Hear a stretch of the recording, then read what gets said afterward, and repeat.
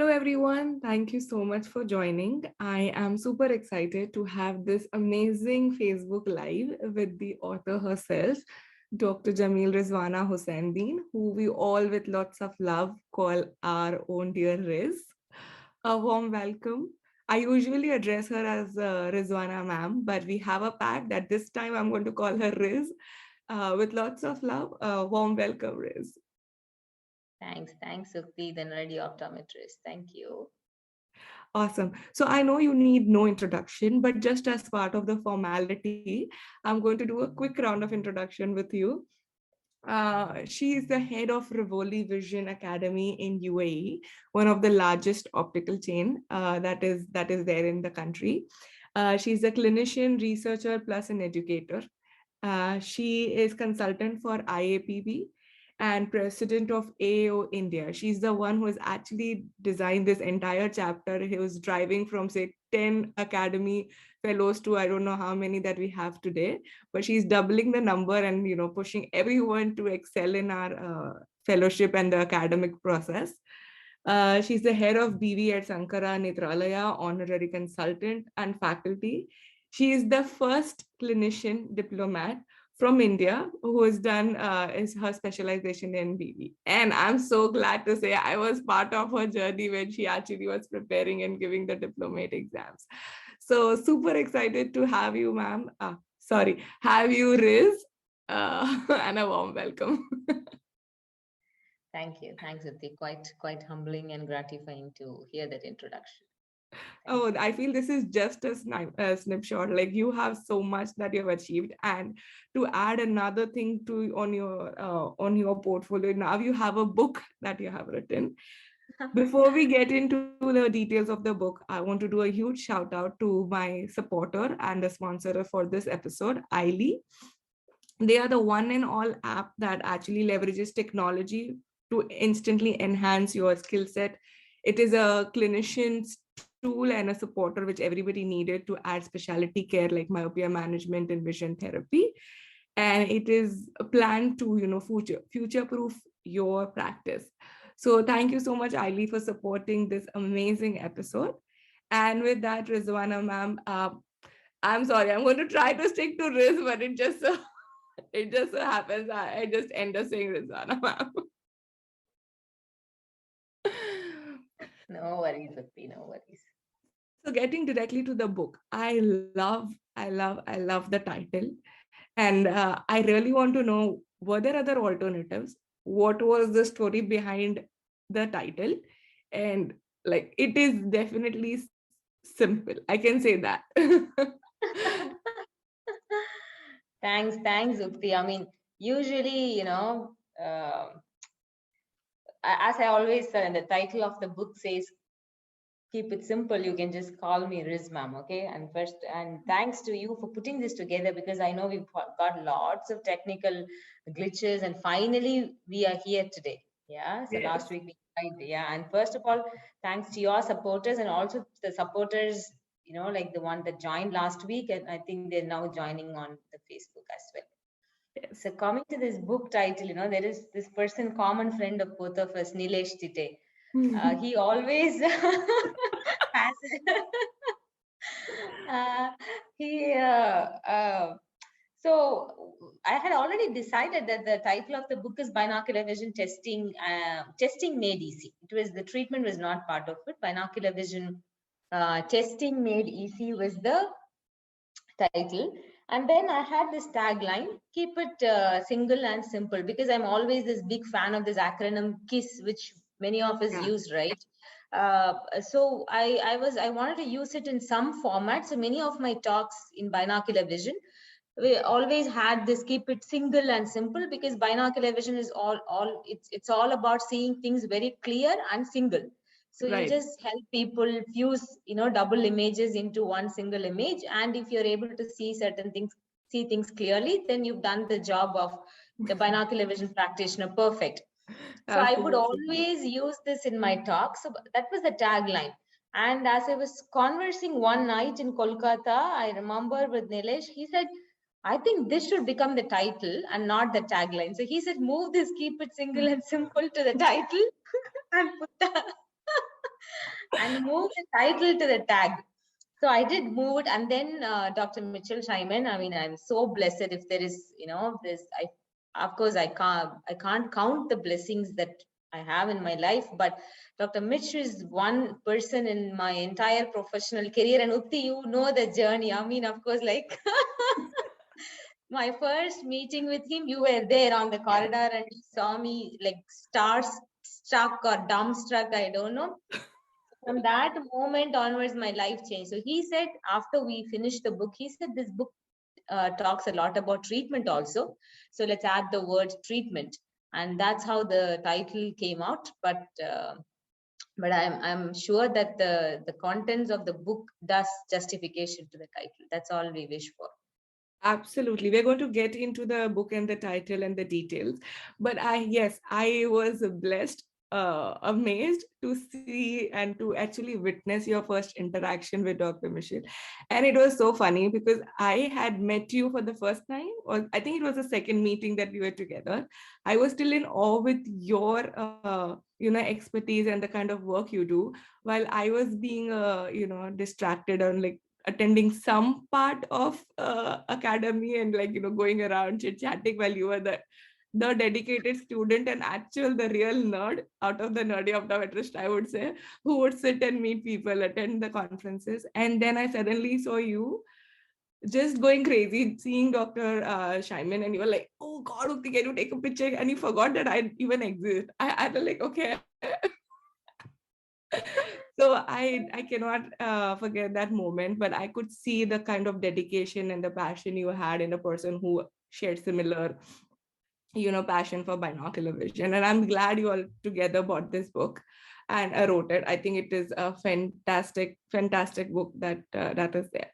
Now, why did you write this book? I want to know the why behind it. Okay. I mean, I think our life is full of beautiful stories. I mean, the narratives that we create out of the experience, I think, plays very crucial in building our lives and our career. So in my first year, I just told this recently in a conference as well. There's this ragging in the optometry school, right? So I was just walking across the corridor, and my third year senior that time, who's now a postdoctoral researcher in University of New South Wales, Revati. So she was, she just caught hold of me in the corridor, like this meeky first year, trying to hide from the seniors. She handed over the clinical management of binocular vision book by Shaiman. And she said, I want you to take some notes from this book, just write, these pages, and then give it to me. I have to prepare for my exam. That's the first instance where I was introduced to binocular vision, and I never understood the depth of karma until I realized, oh, this binocular vision will become a part and parcel of my life. But even at that time, as a first year, I really didn't understand the ABCD of what I wrote, but I wrote it. But then I realized there is something which is, which is so profound in this book that can change the career or career of an optometrist. So by third year and final year, this book had become almost like very close to me, and I was reading the book and started practicing binocular vision, and met Dr. Mitchell Chaiman, PhD in binocular vision. But all this while I was interacting with practitioners, there was something that was always coming up, which is in terms of managing cases that they would see in the clinic. Some of the commonly, when it comes to binocular vision, there are like a few templates that is all that you can always use to decipher, oh, where is the symptom coming from, and what are the potential tests that I can do, and how can I manage this case. So that sort of a framework was necessary for early career practitioners, like someone who may not have had access to a very in-depth teaching of binocular vision, or even very in-depth practice of binocular vision for that matter. Like even now, I would say I have understood, like, say, 10% of what this binocular vision specialty is all about. So it's a lot of hands-on and practice, and seeing hundreds and hundreds of patients is really required to come to that level of Dr. Mitch.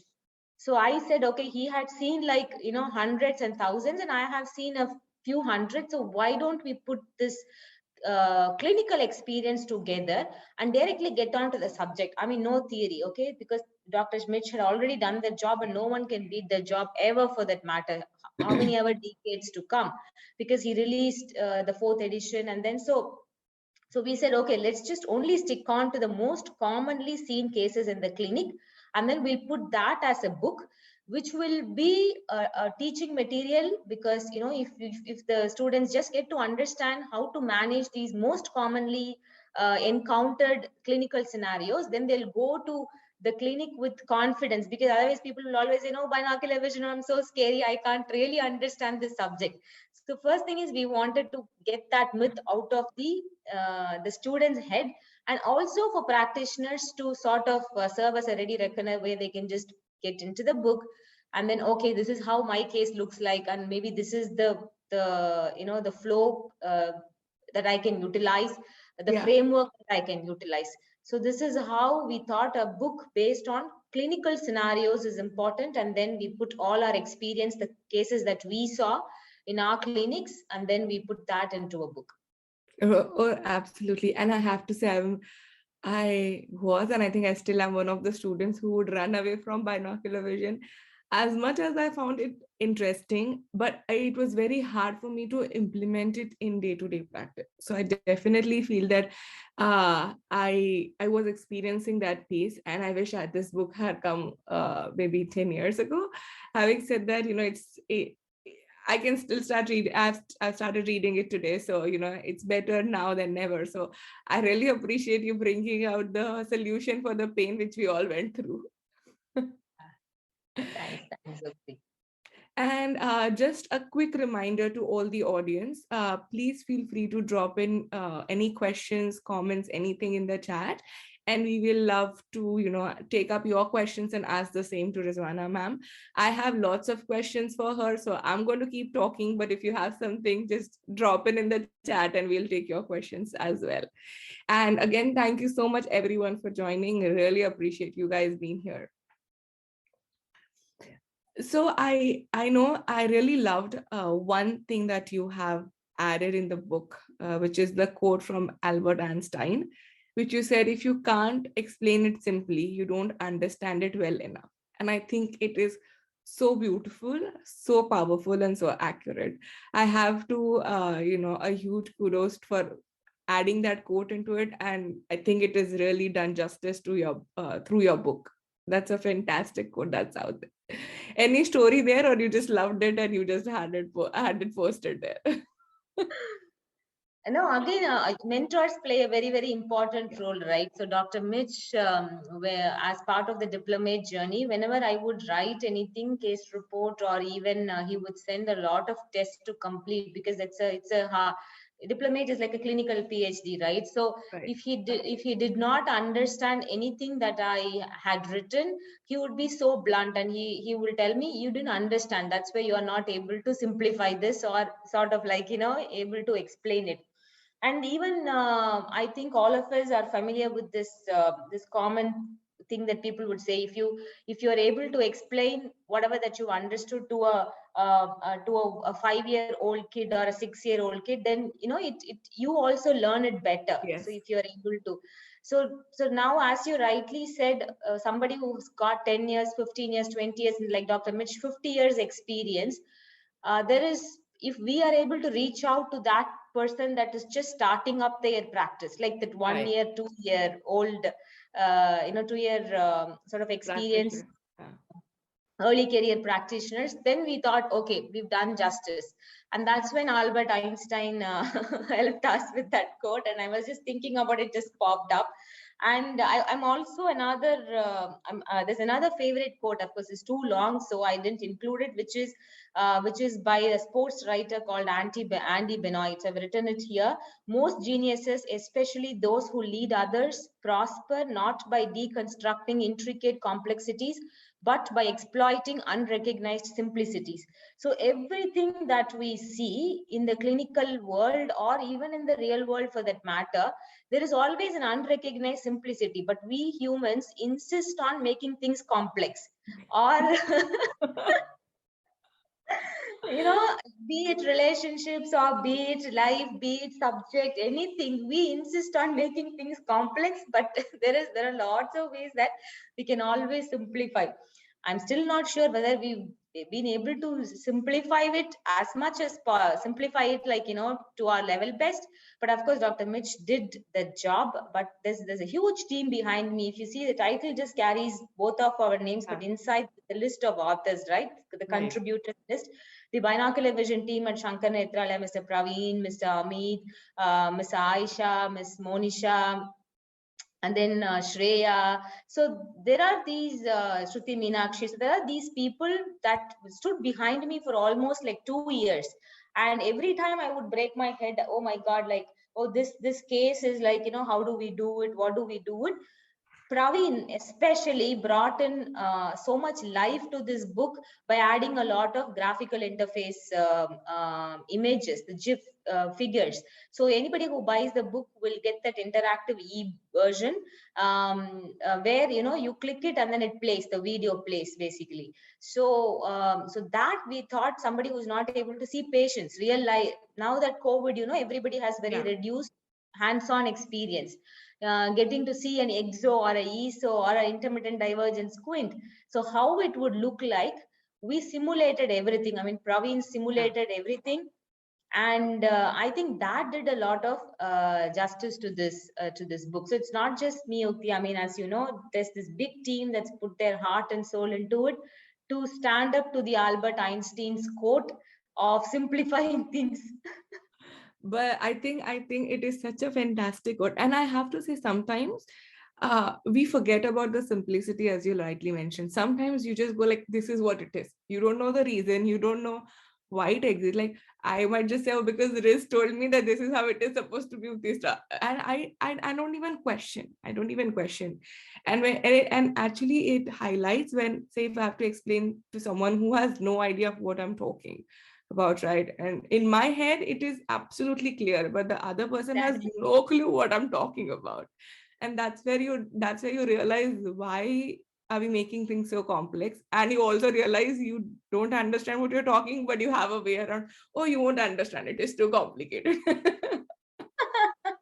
That's what we say when we haven't understood it, basically. Exactly. That's what we say when we don't understand. Absolutely. So we already got one comment about your next book should be Binocular Vision Risk Defined. And I think that's a fantastic title for you. Maybe it could be your autobiography or another binocular vision book. Thanks, Kim. Kim is, I can speak about Kim in another live session. Thanks, Kim. That's a beautiful comment, basically. Yes, absolutely. So now going a little bit into the book, that it starts with some fantastic concepts. And to begin with, the first concept that you have highlighted, I'm not even going into the book. I'm just like, browsing on the first couple of pages and I'm in awe with it. It talks about the cognitive domain of Bloom's taxonomy. And I want to know a little more, because when I saw it for the first time, I actually had to spend 15-20 minutes just to know how did you find it. And it makes so much sense. Just that one image has I think could be a book by itself. So it's fantastic. Can you tell me a little more about it? Oh, thanks. I mean, so the Bloom's taxonomy, of course, is every educator that's really learned the pedagogy of the whole education system cannot sort of like, wouldn't have been able to succeed without understanding Bloom's taxonomy. So thankfully, as part of my clinical teaching and pedagogy and all those, like, becoming a teacher training. So the training that I took to become a teacher had this Bloom's taxonomy as part of the curriculum. And that's when I was, by the time I had already started to teach, that's a different story. So then I realized, oh my God, I mean, I've been teaching without really understanding how to teach. So the reason why I introduced Bloom's taxonomy into this book, especially, is for educators to know that there are different levels in somebody's learning ability, or rather cognitive ability. And we need to keep it appropriate to the level of students that we deal with. Like when you are dealing with a second-year-old optometry student, a third-year-old, a final year intern, or a master's student, you will have to base your evaluation depending upon the cognitive ability that you are looking out from this particular candidate. So what is basically Bloom's taxonomy? As you see here, it's got 6 levels, which starts from knowledge and then moves on to understanding or comprehension, then being able to apply it, then analyzing it, and then coming out with the patterns, synthesizing that information, deciding the management plan for the patient, and finally, evaluating. So this is like how, when we entered into first year, you can really sort of put this, just overlap this to the learning process in any of the course or curriculum, any of the learning progress that we make with a particular subject. So the moment we start, everything is only theoretical, you just know it. But as you dive in deeper and deeper and deeper and get on to the part of practicing it, where hands-on skills are really, really important. So you do it, and then you start to then analyze it, evaluate it, synthesize it. That's when your cognitive levels start of keep evolving, and then you become like a great clinician, and then you are able to now know, okay, what is like the bare minimum, the basic knowledge that needs to be taught, and what is this high end cognitive ability that I'm looking at. So to all the educators out there, whenever you are sort of wanting to convey information about a particular topic or whatever, think on these 6 levels of Bloom's taxonomy, and then think about your audience as well, and see at what level you need to be, at what level you will really make sense to this particular audience. And definitely, I mean, at every level you can always it doesn't mean that for a first year student you will never ask a question that is to do with hands-on or analysis, but it's only to keep it appropriate to that particular level. Or you will have to deconstruct your questions, in the sense like when you set up your question paper, you should know, okay, I have questions that are just simply knowledge based testing, but there are questions that are application based testing, which needs a higher level of cognitive ability. You can't like sort of keep on asking only knowledge questions to an intern or to a master student. And that's what is happening in the current education, pitifully, in the current education system. Teachers who are not aware of these cognitive ability level based assessments, they just don't really enter into the analytical domain. And we still, because knowing is only knowing, but only when you do, you go to that next level. So if you really want to bring out sort of like the best, or you want to produce good great clinicians, then you will have to make sure that you move from level 1 to level 6. You have to teach, and then you have to evaluate them on these levels. So that's when Bloom's taxonomy, I think, will really, really be super helpful. No, I think it's fantastic how you mentioned that this is not only for your teaching or education purposes. You can also use it in your day-to-day practice when it comes to patients as well, from say evaluating to explaining. And I think, yes, we definitely take few things for granted, we don't question, and that's why this actually helps us to think and ask that why we are doing, how can I do this better. The entire question will come only if you have an awareness. So thank you for putting it out there for all of us. Totally. Well said, Ukti. I mean, it all starts with awareness, and if you know, then at least you will make the effort. Absolutely. Absolutely. So I actually love the way it also helps you prepare on how you should read this book. So you have written this in your book, and I'm still sorry, everybody. I know you might have questions about the book, but I'm still in like the first few pages of the book, which I'm in awe with. So you need to get a cup of coffee, set a timer before you start every chapter, put your mobile phone away or in a silent mode, and finish one chapter at each sitting. I think this is so we all know about this. Okay, when you start, you read, okay, you have to do this. But this 2 sentences is so powerful because it reminds you what you need to do. I just created a post where I have these sticky notes, the post-it notes, which I keep in front of me, which just reminds me, talk slowly, you got this. Like just these all positive, affirmations to myself, which are visually out there. So at times, whenever I get distracted, it's like a self-coaching for me. And that is what is there in the book, which I loved. Any reason for adding it? Have you seen people getting distracted and you're like, as a teacher, I need to remind you, keep your book away. Oh no, as an attention deficit personality myself, so I am attention deficit, and I'm hyperactive in the sense, like distracted to really focus on one particular thing, and I'm all over the place. Okay, all over the place. And so to write this book, okay, was like, I would always, like, last 5 years we've been telling, okay, we will do this. This book was supposed to be released in 2020 August. And but what really kept me away from writing that book was this this bad habit of not prioritizing things, because everything would come in and then this book will take the back seat. So distracted in the sense, it's not like distracted with entertainment or something, but we sort of jump into something that will look easy at that moment, because Yes. this book would always fear me. Oh no, I'm not going to sit and write this.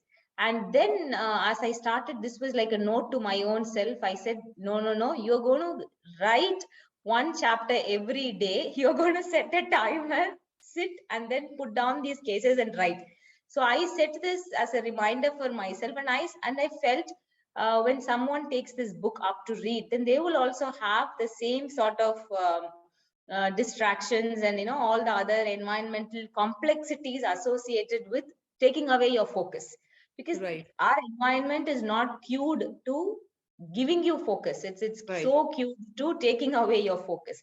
So I said, okay, why not I put this as a reminder? And even Dr. Mitch appreciated the fact that, yes, because a chapter is basically a theme. And then, so for you to really just sort of pull the theme out together and understand, it makes all the more important to read it at one shot, not like just read one case, go back, then come and read the second case, because it's all like related to each other. Sometimes it could be the same patient, multiple visits. And Right. so it's really important that you read it at one shot. So we wanted to tell that message, but not in a very bossy manner, saying, no, you have to read one chapter. You don't want to sound like a teacher, right? You want to sound like a person who's trying to be like, okay, I'm helping you to read better and perform better. Yeah, or rather as a friend. And so I said, okay, so just make a cup of coffee for yourself, treat yourself, then come Yes. and sit as if you're doing a Sudoku or whatever that is. But then, this is not a book. It's basically something that you already know, you've seen, or you will Yeah. get to see, and you're just going to sort of use your mind around and come out with answers, basically. So I thought, okay, why not? Why don't we put this reminder if it could help the reader? Yeah. Yes, no, absolutely. I think it is great, and you rightly said, the distraction, and I struggle with it myself. I'm going to say I'm guilty of it. That only when you're trying to do something which is going to take a long time, say whether it's writing an article or whatever it would be, that is the time you'll think of, oh, should I send this message to someone? Should I send out an email? Like that email was supposed to be done probably 2 days ago, or it is not at all important. It can wait. But just when you're trying to write something or put something together, you want to go and write that email, which is probably a 5 minutes job, but it's just a distraction. It still could be work, but it is a big distraction. So I think it's a fantastic reminder. So we have another comment by Tausif Khan. They say it's always great to listen when I listen, Dr. Jameel Rizwana. Absolutely, it's a pleasure not just to listen her stories, but to know her personally. She's a fantastic human being, and I'm a huge fan of her. Thank you. And thank you for sharing in a message that it was nice to see me. I can't see you, but I appreciate you joining this live session. And they're also waiting for the book, so the book should arrive soon, I say. Yeah. Awesome. So going back to the book, okay, which part of writing the book has been your most favorite? Which chapter, which portion? What was the most favorite part about this book? So there's nothing like favorite, I would say. Of course, the way the book has come out at the end itself is something that we would cherish as a team, because when we really started the book, we thought we would put in real patient videos, like we got permission from actual patients, and then later we all of a sudden realized the legalities associated with it. Like, yes, the parents are giving consent, but later what if something pops up? And Yeah. then we went ahead with creating these animations, and we were like behind people asking for help, and then nothing really was concrete, like nothing was helpful, productive. And then Praveen, being that creative expert, said, okay, why don't I just give out a try, and then give it a try. And then he gave it a try, and then the moment we saw these gifs just fitting in here and there, and wherever we wanted, so it became much better than even putting in real sort of assessment, or a patient clinical picture or a Pictures. video. Yeah. So that animations we thought would really help anybody, be it a clinician or a student, to visualize the case. So that is actually the best part of the book, the case based way, as well as these animations that complemented animations, and even figures for that matter, that we created for this book, that complemented the understanding of the different chapters. That's the first part of, I think, that's the most favorite part of the entire book, I would say. The second is the evidence based approach that we brought into this book, because many a times people would ask, okay, you're managing this particular patient this way, but where is the evidence? And again, based on whatever that was evidence, the best evidence at that point of time when we wrote the book, which was the end of 2020, mid of 2021. So we compiled a lot of literature. We read those literature, and then we said, okay, based on these available literature is how this management is sort of was planned. Because I think this also reduces the workload for a clinician when they are trying to manage a particular case. Okay, am I just managing it based on expertise or evidence? Yeah. And then they know, okay, this book has the evidence, and then all the evidences are provided as references also for each particular chapter. So I think bringing these two pieces, which are not currently present in any of, in the similar context, I think added a lot of uniqueness to this particular book. Right. Yeah, absolutely.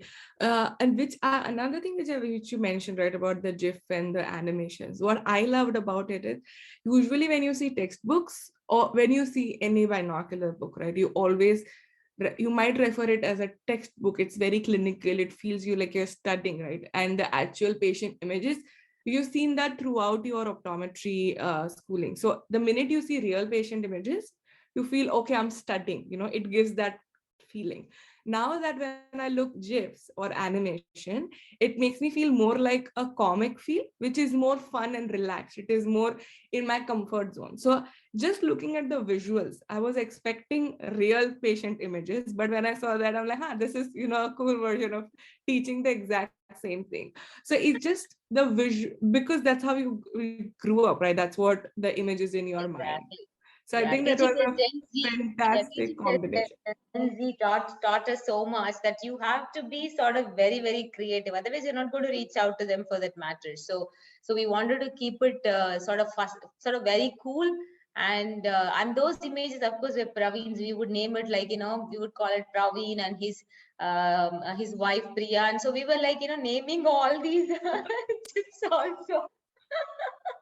So a huge shout out to Praveen for doing this. I think all your hard work is really appreciated, and we would love to have more books and more gifs. Maybe replace all the books with some fun images for people to keep it interested. So fantastic job, and thank you for doing that for this book and for all of us. Really appreciate it. So we have another comment from Ramya Adhayal, who says, thank you, Riz ma'am, for introducing binocular vision to me. Desperately waiting to read this book. And I'm sure, I just have to say, you will love this book, and all the wait is going to be fruitful. So just hang in Way there. Ramya ordered 5 books yesterday, and so we just putting it to her. Thank you, Ramya, for the support. Thank you. Absolutely. So another quick reminder, if you have any comments, any message, any questions, do drop it in the chat. We'll try and take as many as we can. I'll also be adding the link for the books, so where you can buy in case you haven't booked your copy yet. And I'll also be sharing information about our sponsors. So just, find all the links along with this amazing conversation that we are having.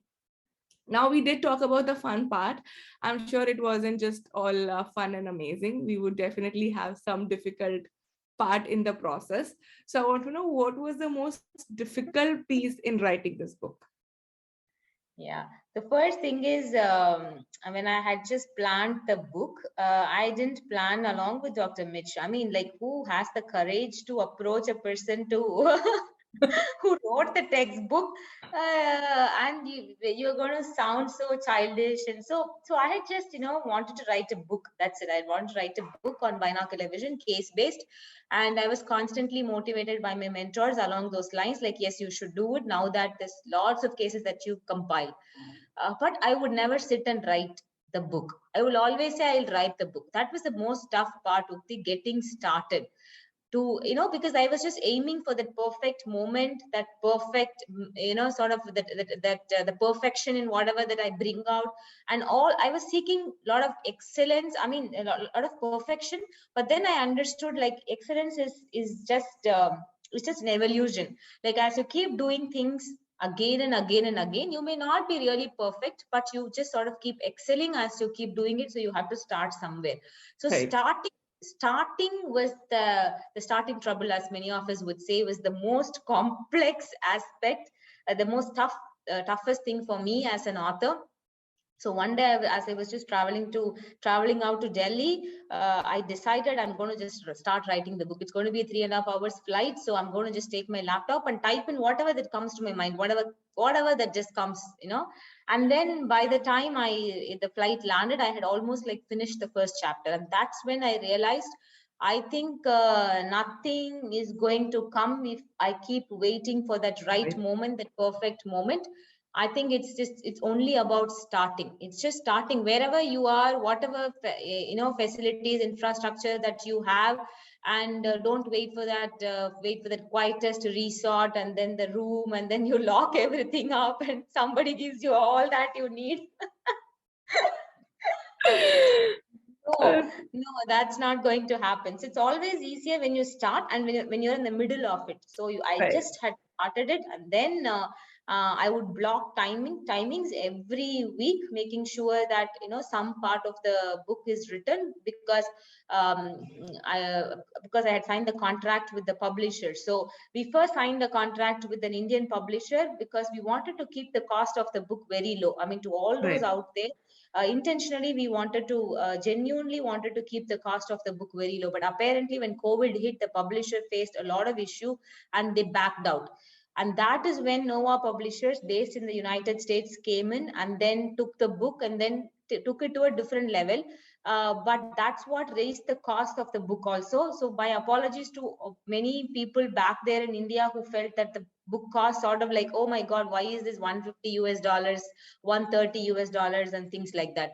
So it's all this COVID related issues, and getting a publisher to sort of do all the work, especially for a book like this, where you Right. have to have a physical version, and then you also paper version, and also you have to have an e-version. And that wasn't very easy because the Indian publisher backed off. We had to get another publisher to get the book moving. And so these were some of the complexities, tough moments that were associated with publishing the book. But having said that, there are no regrets at the moment, I would say, because what I did is just because as a first author, like it's almost like your first child, right? Like, you've written this book. So I have stopped this book because I didn't want to give the burden to the reader, because for every book, Mukti, based in the US, for every book there's a huge shipping cost. So when Yeah. people buy books individually, they're going to face this shipping cost. So I thought, okay, buying it in bulk will cut down the shipping cost for the reader. So I bought the book in bulk, and then I didn't keep anything, not even a single penny on top of the book, because see, ultimately the whole purpose of the book is to reach out to as many people as possible. and making education affordable, and also like this sort of a knowledge should be accessible to everybody. There is no point. So whatever the cost that we've kept at the moment, which is at 7,500 Indian rupees, is just whatever, like, the cost at which this book is being bought from the publisher in bulk. So the link will be posted on the FB chat. So if any of you want to buy the physical copy, the paper version, then reach out to me, email it to me, email your request, and we will courier the book to you. But when you buy the paper copy, you also get a e-version free of cost. Like the publisher will give you a e-version. But if you do not want the physical copy or place somewhere, then you can also buy only the e-version, which is made available only now. So I requested the publisher saying cut down the cost to 50 percentage and give people the e-version alone. And so those of you who just need only the e-version can go on to that site link and buy the e-version. But one huge request to all of you out there, it is so easy to what do you call, like, sort of the e-version. There's always a risk with e-version, right? The Right. book will be just shared, like one person buys it and shares with everybody. Right. Yeah. So we put in a lot of security. I think that at some point is totally up to the buyer, who Right. consciously ensures that they don't share it with everybody. But I'm sure that the close circle that we've got is quite conscious about it. So these were some of the difficult moments in being an author. But again, as I said, when you really see the product, I mean, at the end, when I just got the book in hand, I really didn't have any regrets. I mean, I'm like so happy to hold this book, like as I had my first son. So I think it's as as precious as that, I would say. Yeah. I mean, I feel this is incredible, and I have to highlight a couple of things just to sum up your struggles. One, of course, there is no right time to start anything. I can tell this from my personal experience. You just go out there, put yourself in the universe, I would say, and let the magic happen. So just start, do whatever. Even if the first version, I'm sure your first version would not have been perfect, or you might have gone back and revised it, but at least you have something to revise versus something in your head which is beautiful and amazing and perfect but when you see it on the paper, I'm like, oh my god, I need revisions. Or from changing real patients images to the gifs, and the struggles there to find an animator, to having a publisher. And I think that the publisher piece is also very interesting. I would say just commit yourself to something with someone, then something will hold you liable, and then you might end up doing it. If you are Exactly. slacking on it, I think that's a great way as well. There are times when I just book a meeting, or I'll just put that, okay, I'm doing an Insta live, or I'm recording a podcast, so I'm forced to do it, right? The days when I'm not feeling good, if I've committed, there is no backing out, and then the result is amazing. You will work towards it.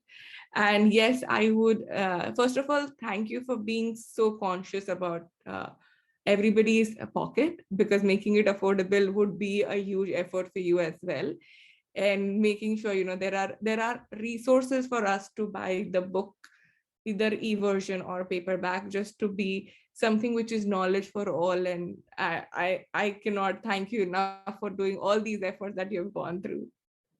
Thanks. Thanks. Thank you. And yes, we'll be dropping the link for the book in the chat. I'll be also dropping it later in the descriptions on my other platforms. But please be conscious of not sharing, and just respect the effort that someone has done to make your life simple in the world of binocular vision. That's how I'm going to have this message. Wonderful. So I would like to ask, what next is there for you is there another book? Is there something else that's coming up? Like, what's next for you? Okay, so I usually, like, all of us do this, right? The moment we do something, then immediately what next, and then that kept me pushing through. But now I think I'm in that phase of life where I'm enjoying a bit of stillness, I would say. Like there is, I've sort of put a pause to things for a while. A lot of things that I've been doing, Of course, there's a tremendous change in the career, in the country, the home front, and everything. There's Yeah. so I'm taking this time to understand some of the high priorities in life, like what should I be focusing on in terms of like moving forward. So if I would do something in the next 5 years, then I think I will focus more towards, of course, I will write books, because now that I've written a book and Upti is behind me to write a non-fiction book more on the soul's, let the soul speaks journey. So I'm sort of journaling and doing a lot of those sort of philosophical penning down, where how you overcome your struggles and sort of overcome this voice in your head that tells you all reasons as why you should not do a certain thing and why you are not worthy and all that stuff, and how to get rid of that voice.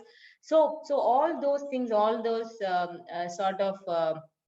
I think working on your own inner self and healing. I mean, if that's the word that I would want to use, then healing all the trauma that I've sort of like, oh my God, I've got a lot of baggage to clear up with this. So I'm sort of clearing up those things.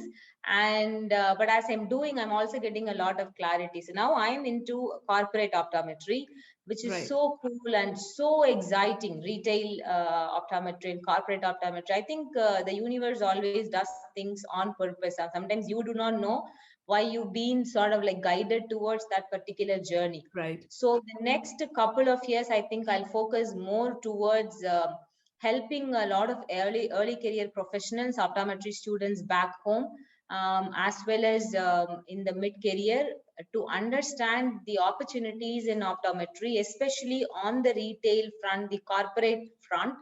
And I think I'll focus more on that part of I think the that specialty. I think, of course, binocular vision is there. I mean, it's not going to go anywhere, and I'm integrating binocular vision into primary eye care at all levels, even in corporate optometry for that matter.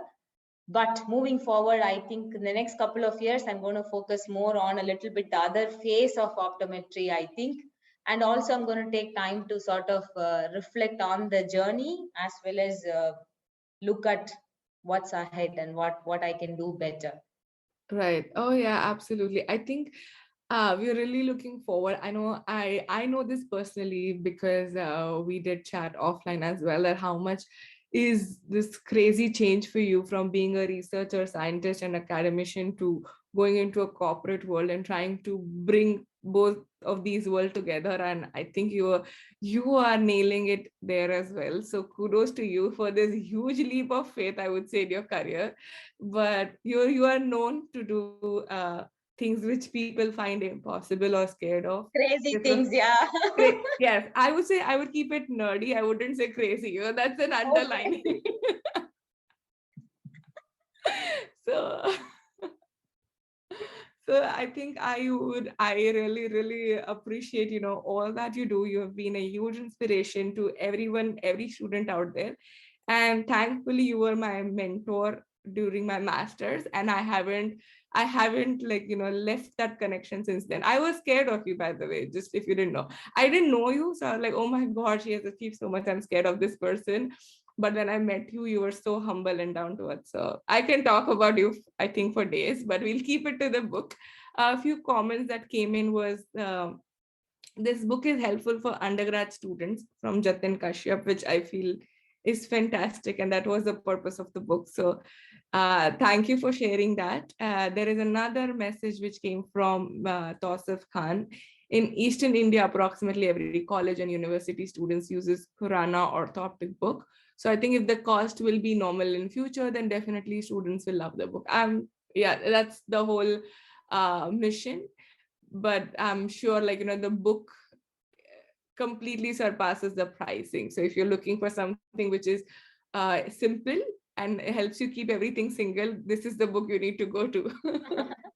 And having said that, Tausif, thanks for bringing that out. Recently, we had a conversation, I mean, as part of the Learn Beyond Visions, there's a course that I've launched along with Learn Beyond Vision on binocular vision, right? So Dr. Khurana was part of the valedictory event. So if there's an opportunity, let us see how we can work along with Dr. Khurana and then bring out something for the Indian audience now that you brought this out. So yeah.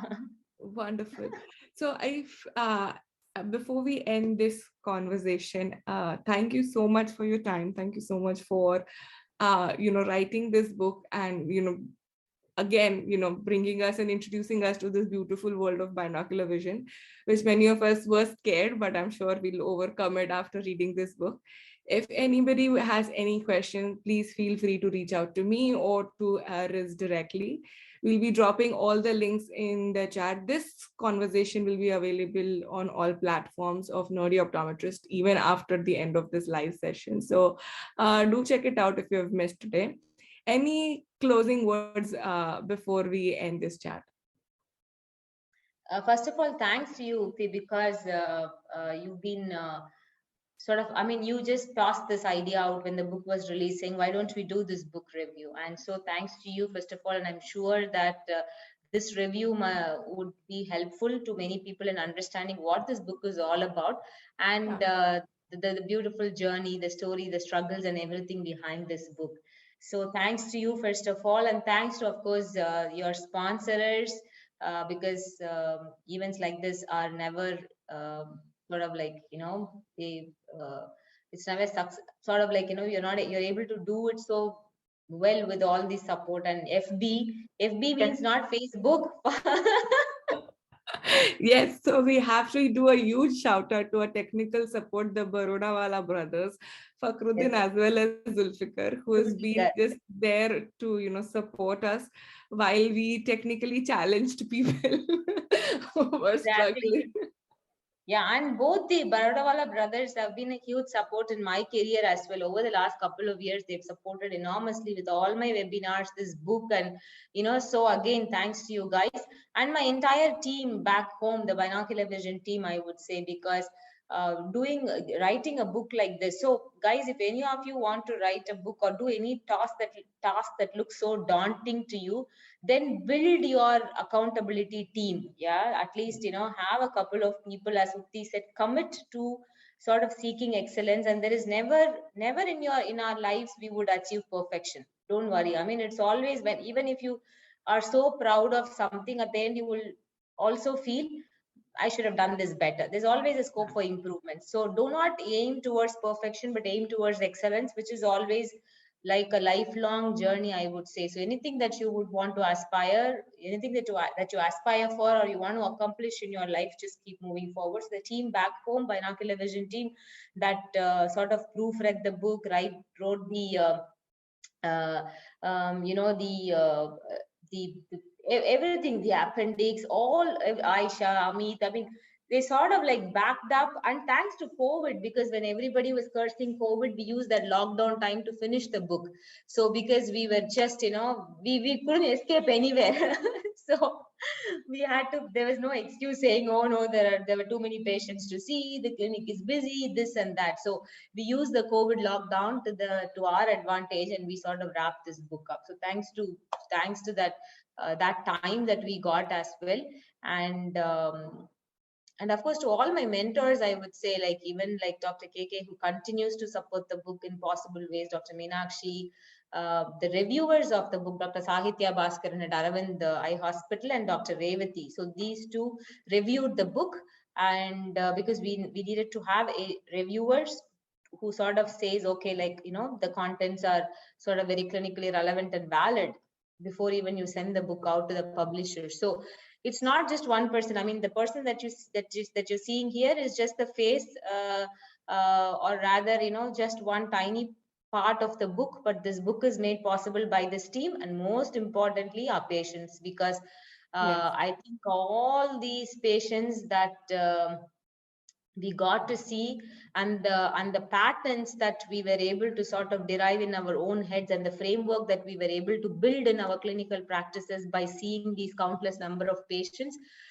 So our thanks goes out to all these patients. So every patient that you get to see, guys, every patient, however you want to call them, as patient, consumer, customer, client, everybody that you get an opportunity to serve, has a potential to sort of teach something to you. All you need to do is to keep your eyes and mind open to learn. And even if it's the end of the day, even if you're shutting out your clinic, even if you feel sort of drained out, just be open and say, oh, what is there in this for me to learn? And if you keep that learner's mindset, then I think the days ahead will be so exciting, and all of us can create beautiful things.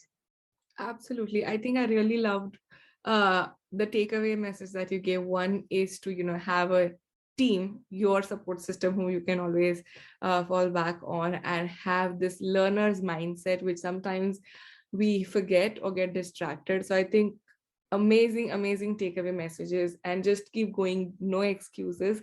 Have people who will check on you, like, have you done this? You want someone who's going to daunt you with that question to keep you going.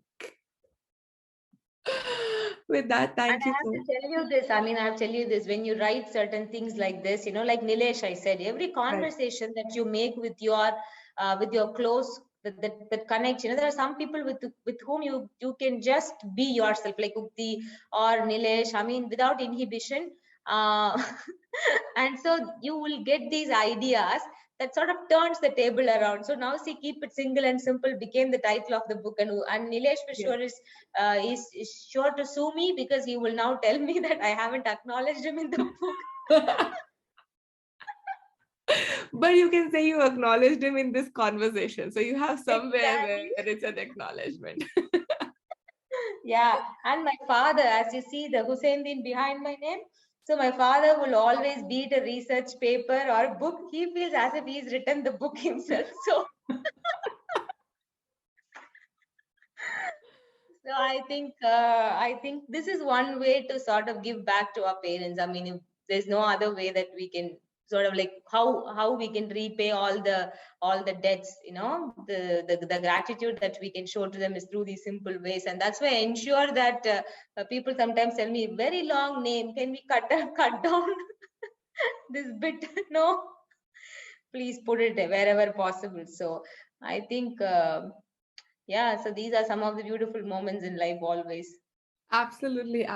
We love calling you Riz, but of course the identity is their full name, and that definitely is a very great way of representing our parents, and whatever we can give back in a very small way. Nothing can repay it. But thank you once again for writing this book, for chatting with me. This was my first Facebook Live. This was my first book review.